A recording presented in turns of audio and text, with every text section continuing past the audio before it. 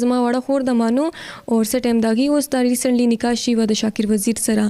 نو زما مور هغې ته ویلي وه چې نکاح ورسره وکړه اور 3 میاشتې بس یې طلاق واخله. بس بیا زما د مور په سر دې خبرې باندې لانجه ملګرو دا زمونږ د پښتنو هغه پیغلې دي که نه چې کوم پښتانه په شرمونو باندې وشرمول ځان ته چې کوم دی هغه د کرک او د دې سیمو سره هغه وایي چې مونږ دا خټک یو خو کم حرکات چې شروع کړل نو هغه ډیر زیات شرمناک دي. لکه څو ورځې مخکې تاسو به کتلی وي دا کومه یوه لور چې دا نیمرا په نوم یادیږي دې یو انکشاف وکړو هغه دا رنګې چې آیا زما کومه مور چې وایي دا هغه خپلې لوریانې خرڅوي او داسې خرڅوي چې لکه د یو میاشت دپاره 2 میاشتو دپاره او په داسې طریقه باندې چې لکه سړي ته وایي چې دا به تا سره واده کوي وایي چې هغه ورسره واده وکړي نو بیا ورته دا مور وایي چې ته اوس دې نه طلاق واخله او دا کوم خپل خاوند چې دی هغه پرېږده.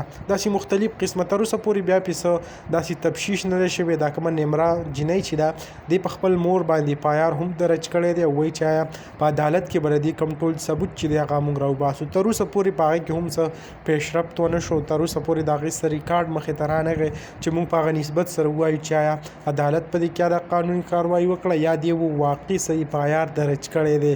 یعنې تر اوسه پورې د پایار څه کاپي هم په سوشل میډیا باندې د هغې پته نه لګي. نو دغه کوم ویډیو او کوم معلومات ما غوښته تاسو سره شریک کړم. انشاءالله بل ویډیو کې مې لایق. الله حافظ.